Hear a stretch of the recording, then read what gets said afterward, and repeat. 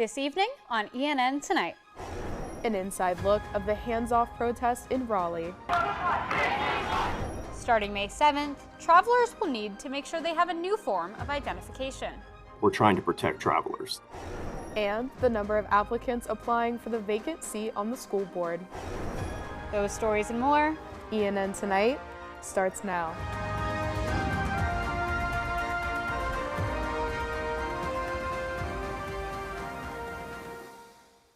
Good evening, and thank you for joining us for ENN Tonight. I'm Abigail Hines. And I'm Abby Gravely. Over 10,000 people gathered in Raleigh to protest the Trump administration. Protests were organized by a group called Hands Off. Over 30 other locations in North Carolina joined the nationwide protest to end what they call an authoritarian overreach by President Donald Trump and Elon Musk. Our Monika Jurevicius has more. North Carolina Governor Josh Stein is approaching 100 days in office, and an Elon poll says that his reviews have been mostly positive. Donald Trump is also approaching 100 days in office, but some have some strong reactions to what his administration has done so far. Those are the sights and sounds of the people who gathered for the hands-off protest in Raleigh. Tristan, who only wanted to be referred to as his nickname due to concerns with his job, said that the United States is being looked at differently than ever before. This is the first time in the entire history of the United States where we have the entire world not looking at a country. They're looking at one guy who's in the White House and saying, this is not right. Kelly Summers is being impacted by new changes in government as a federal government employee and citizen of Raleigh. She says that locally elected officials are people closest to the community, but the ones lacking the most in helping citizens. All politics are local, right? And if we are active locally, then we hold our leaders accountable for what we're sending them to Congress to do. Evan Bryant is a steelworker from Johnston County whose industry is being directly affected by the international tariffs and the competition to get resources. He carried the Star Wars resistance flag to say that people have the force to speak up against the government. Get out and do something. Our elected officials are, so we have to. Monika Jurevicius, ENN Tonight. We organize.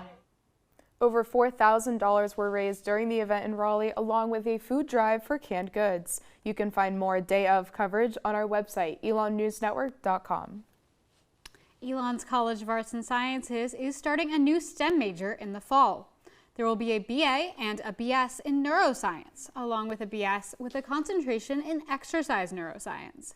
Currently, the neuroscience minor has roughly 180 students, so student interest was a large part in creating the new degrees, each of which will require a different number of credit hours. Matt Whitstein, Associate Professor of Exercise Science and Coordinator of the Neuroscience Program, says that the department is creating new courses, like Introductory Neuroscience, for those who are looking to join the major.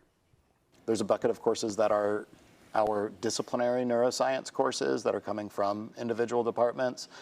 There's a bucket of courses that are integrative neuroscience courses, and then there's a set of electives that shift slightly when you have that exercise neuroscience concentration. It's a smaller list you can choose from. While most neuroscience courses do not yet have set classrooms, some labs will be located at the Francis Center. Beginning May 7th, exactly 1 month from now, Real IDs will be required nationally when at the airport and other government facilities. ENN's Fiona McAllister has more on what you can expect in the coming weeks.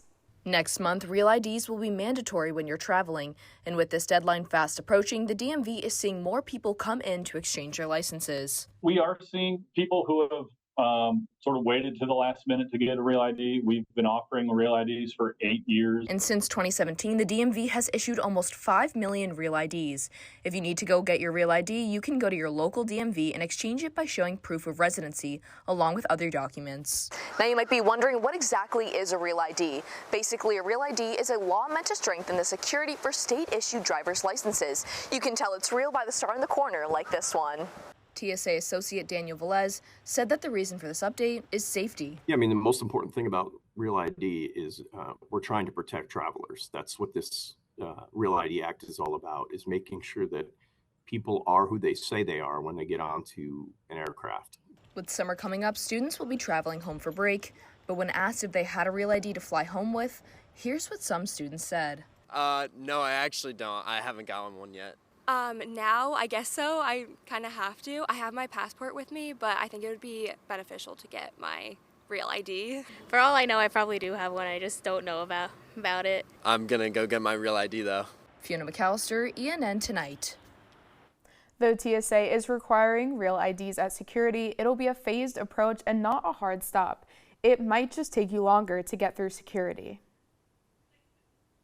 A record-breaking number of people are applying for a seat on the Alamance-Burlington Board of Education. 15 individuals are hoping to be appointed to fill the vacant spot. ENN's Anjolina Fantaroni has the process behind applying and reactions from board members. The Alamance-Burlington school system is sorting through 15 applications to fill a vacant seat on its 7-member Board of Education, marking the most applications the district has ever received for a single opening. It's a very broad, diverse range of people and backgrounds that I think is very important to whenever you're going to be in governance and everything, to have very diverse voices. The seat became available after board member Chuck Marsh resigned on February 25th. The board will hear from all applicants during its April 28th meeting and may even vote the same night. You don't want to sit too long in that situation without it being a way for stuff to move forward. Board Chair Sandy Ellington Graves says a diverse board helps the district better reflect its community. So it's nice to have those 7 collective voices making decisions for 183,000 citizens. Among the 15 applicants are 3 Elon University employees. Ellington Graves says the interest highlights Elon's dedication to the community and public education. I think it's great to have that higher education knowledge that can be brought in, because that's what we're preparing our students for, is what comes next, what comes after that K-12 experience. The May 27th board meeting is when the selected applicant will officially be sworn in to fill the seat. Anjolina Fantaroni, ENN Tonight. And after the break, I'll give you a full rundown on this week's pollen levels with some much-needed relief on the way. And stay tuned to hear about the new Student Government Association appointments happening later this week.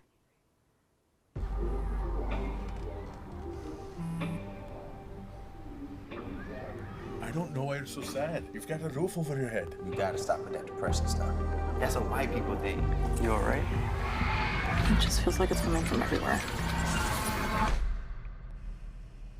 Do you want to talk about it?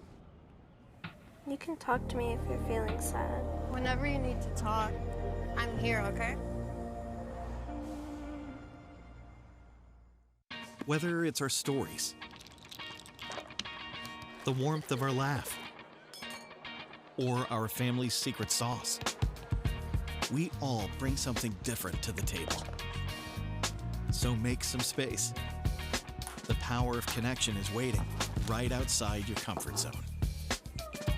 Learn how you can help strengthen your community at belongingbeginswithus.org/teamup.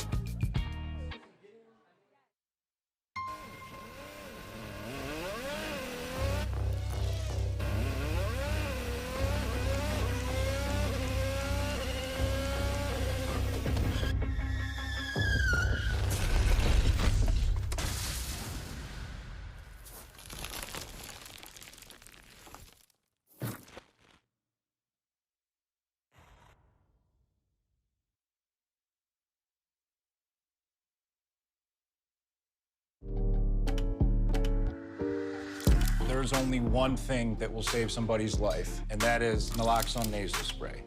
Get 911 on the phone, get the emergency responses there on their way.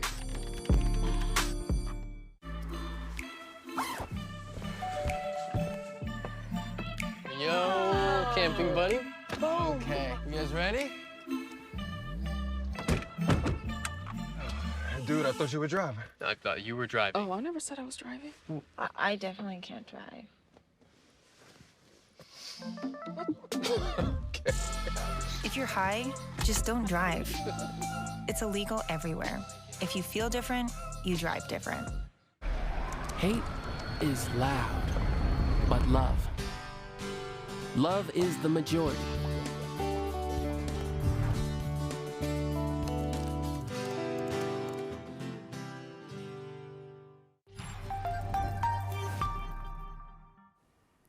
Elon has certainly seen a lot of yellow around town. ENN's Parker Forgash is live under the oaks for a rainy pollen update. Parker, when will this pollen end? Thanks, Abigail. Here under the oaks, it is clear spring has made its mark in North Carolina, and so has tree pollen. Recent data level shows tree pollen has spiked at Elon into the very high category, and with 38-mile-per-hour wind gusts, it has created the perfect storm for congestion, itchy eyes, and sneezing. However, there is some ways to combat this, including allergy medications or antihistamines.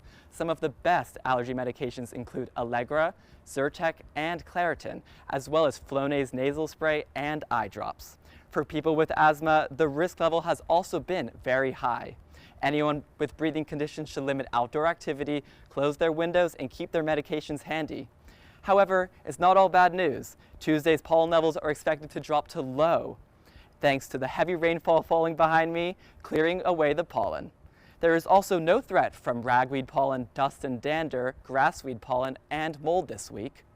The relief will be short-lived though, with Wednesday seeing pollen levels back to the moderate category, and by Thursday, pollen levels will be in the high category for the rest of the week.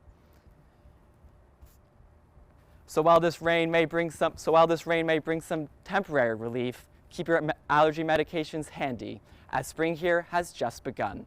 I'll be back soon for your full Phoenix 5-day forecast, but until then, I'll send it back to you at the desk. While we're looking forward to this week's rainfall washing away some of that pollen, last week's rain also saw some benefits. The rainfall, described by Agriculture Commissioner Steve Troxler as well-timed and much needed, allowed the North Carolina Forest Service to lift the burn ban that had been in effect since March 21st. The statewide ban made it illegal to participate in open burning, or the burning of leaves, branches, or other plant material. But despite that ban, North Carolina is still seeing a record number of wildfires. In March, officials responded to almost 1,700 fires.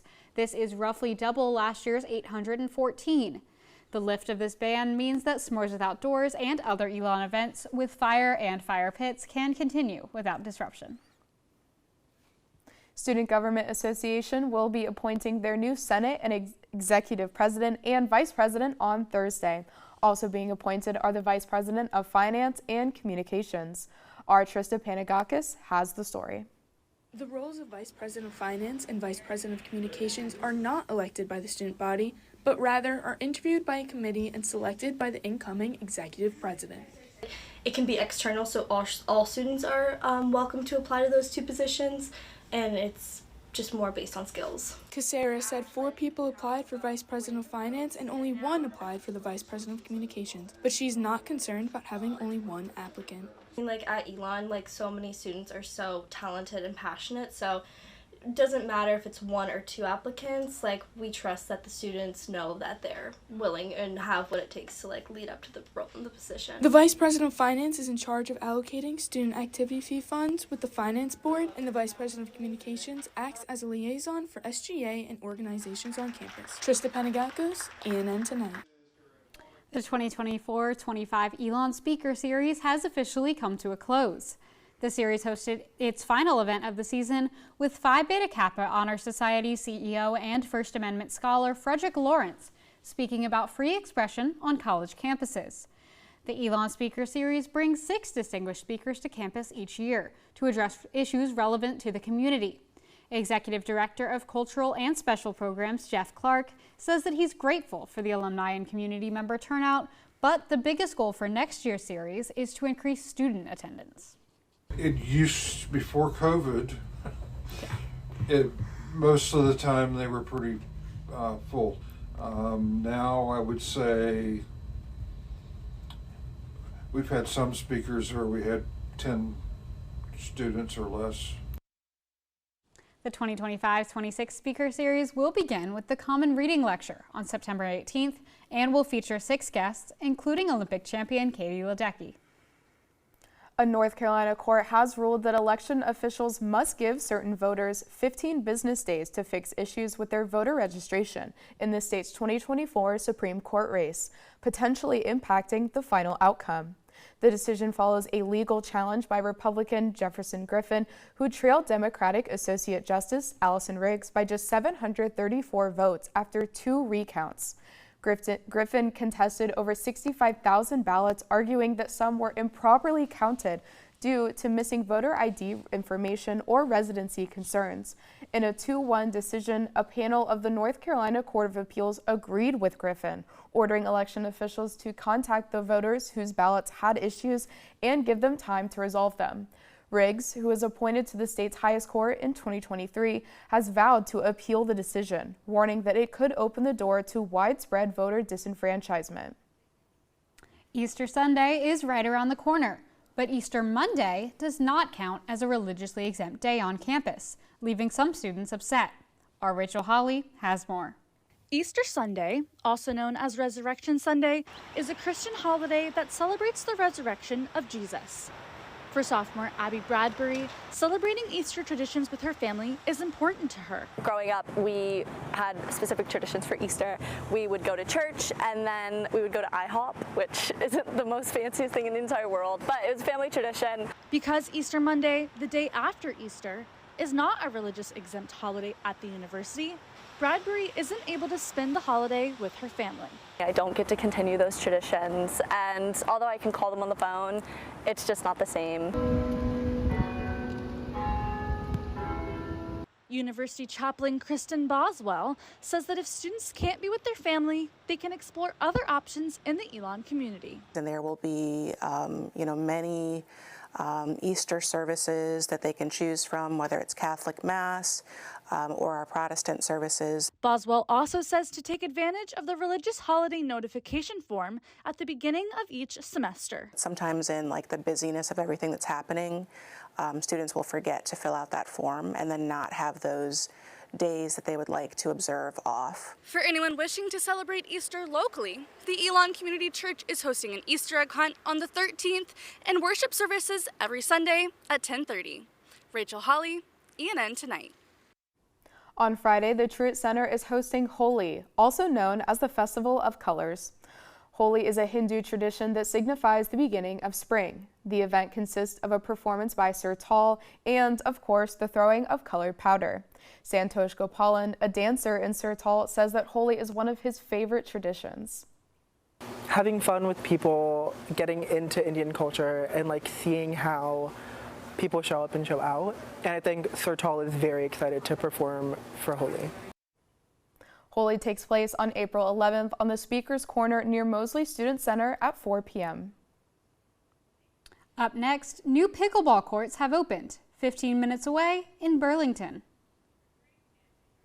And I have an update on the Elon women's tennis team bringing home a conference win after the break. I don't think that many kids in my son's school even do it. He makes fun of his friend who vapes. He would never try it. She's into soccer. She's on the honor roll. She's just not the type. No way. No way. No way. No way. My kid would never vape. Get your head out of the cloud. Today, nearly 8,000 kids will start vaping. Maybe even yours. Learn about the dangers at talkaboutvaping.org.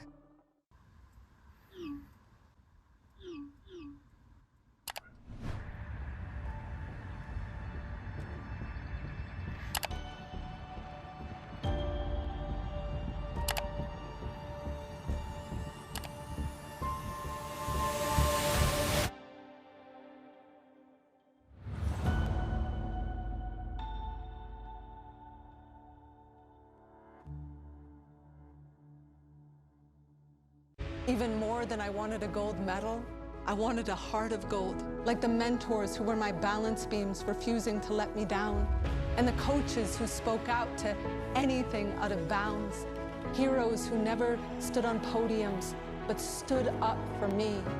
Every shot I made, give the assist to those who since my youth were referees, ready to blow the whistle and end abuse. I rescued Toast from a shelter in 2011. I love Toast because she's a lazy diva. Toast does whatever she wants, obviously. She's sleeping right now. She's an epic snuggler. She's so comforting. She's so loving. Toast makes me laugh. When I walked into the shelter, I knew right then that she was special.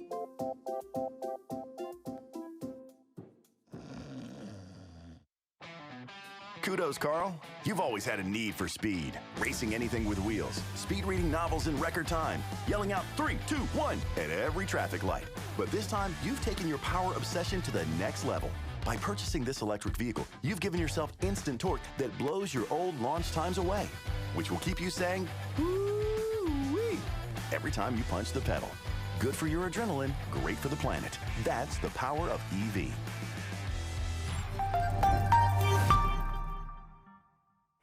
The rain didn't stop Burlington's pickleball fans from hitting the courts at Fairchild Park. ENN's Anjolina Fantaroni has more on the grand opening of the city's newest recreational space.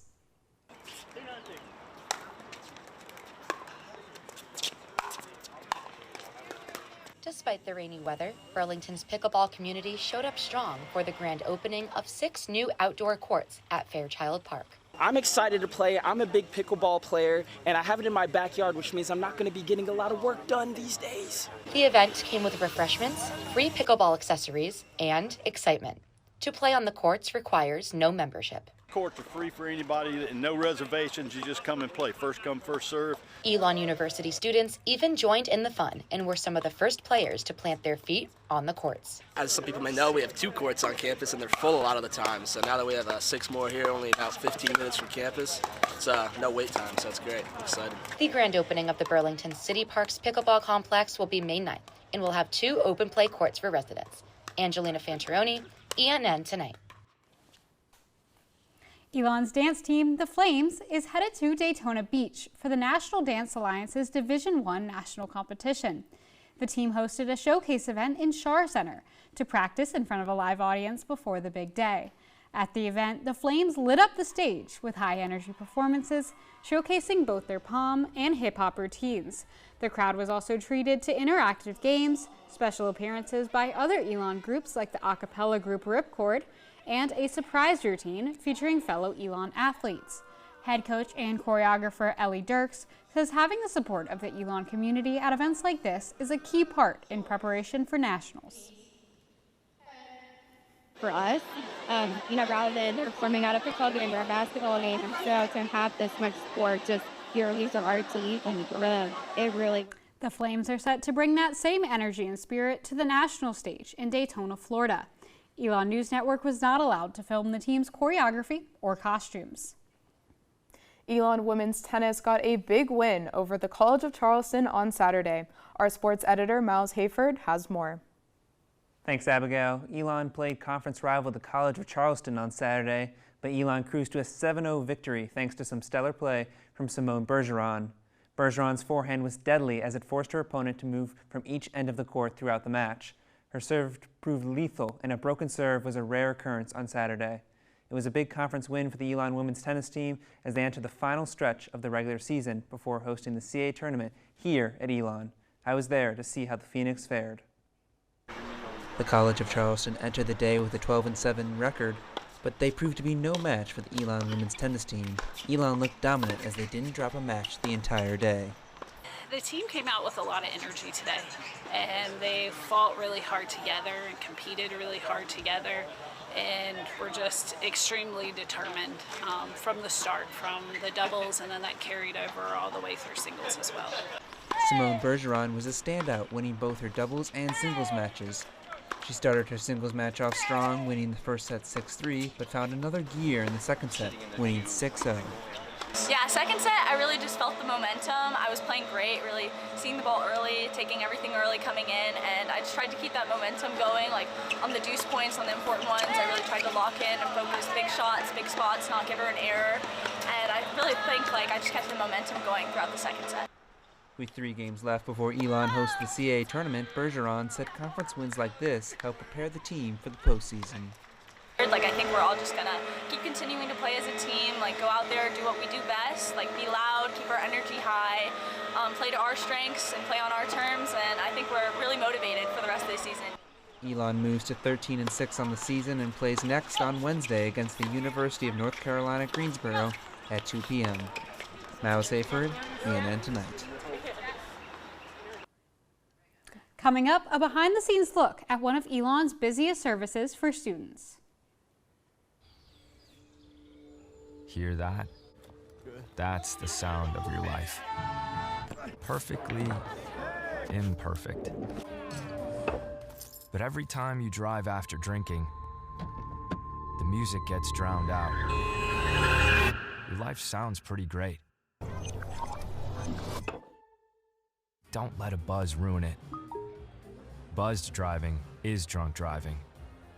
Don't drive buzzed. In 4 days. There was an old woman who lived in a shoe.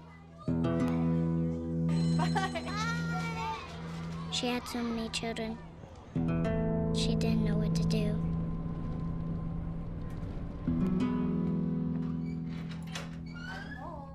Did you have a good day at school?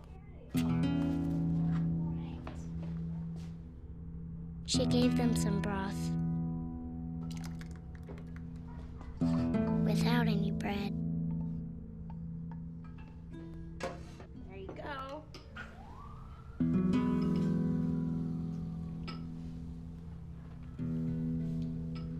And kissed them all soundly. Night night. Good night. And put them to bed. Hunger is a story we can end. End it at feedingamerica.org. Women are bad with money. That's what the world's been saying for centuries. But now we've got something to say. Save it. It's time to save ourselves by saving our money. Until we're no longer 80% more likely than men to live in poverty in retirement. Save it. The falsehoods, the feelings of fault. Then, the funds. Learn how to save for your retirement at wesaysaveit.org.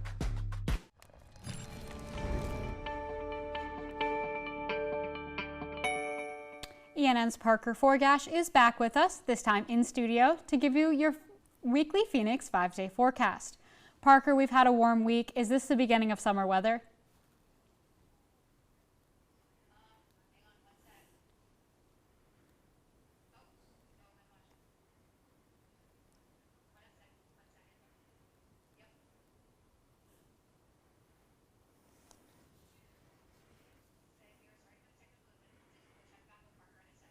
We're sorry for these technical difficulties. We'll check back with Parker in a second.